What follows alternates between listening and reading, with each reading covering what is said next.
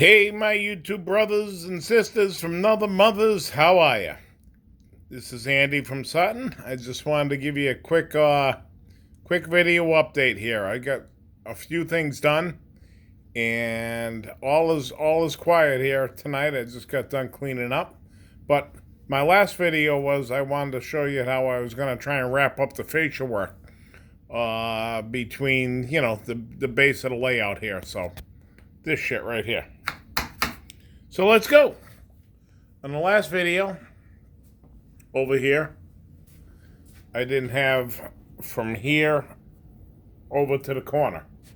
I now have that in. On this side, I had to build it out with some foam board. That's a 1-inch pink extruded foam board from Home Depot. And I had to glue and screw it to the bench work with a 1x4 underneath the bench work. I put the hardboard in. Now, if you guys can remember, I'm sorry if I stepped on you, that's where all my boosters were. So a couple of you guys were wondering what I was going to do with my boosters. So I found it easy. I've got this bureau that was my father's parents, I believe. But anyways, I rolled that over here, and I got those guys all sitting up there. Now, they're not turned on, but they're sitting right there. And that is going to work. So there we go. We got the fascia over to that corner. Foam board 1x4 underneath. Over here, we got this whole side done. Okay, now before we go any further, I did cut in the jack, the Digitrax. And I did cut in the turntable keypad, as you can see. If you see a little buffing there, it's because I took a light sanding to it with an orbital sander. So I wanted to clean up some areas. And I want to get everything off there before I stain it. But I'm not going to stain it until I get a little further. Okay, I also went over to this corner. I also brought it over to this corner. Drilled in a plug and play. And this plug and play switch here is going to control the campground. So anyways, I brought it over here. Got an inside corner there that I want to hit with a little brown cock.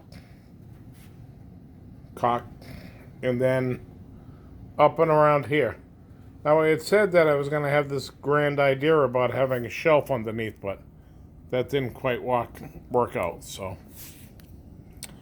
let me pause this, and I'll show you underneath how I did this.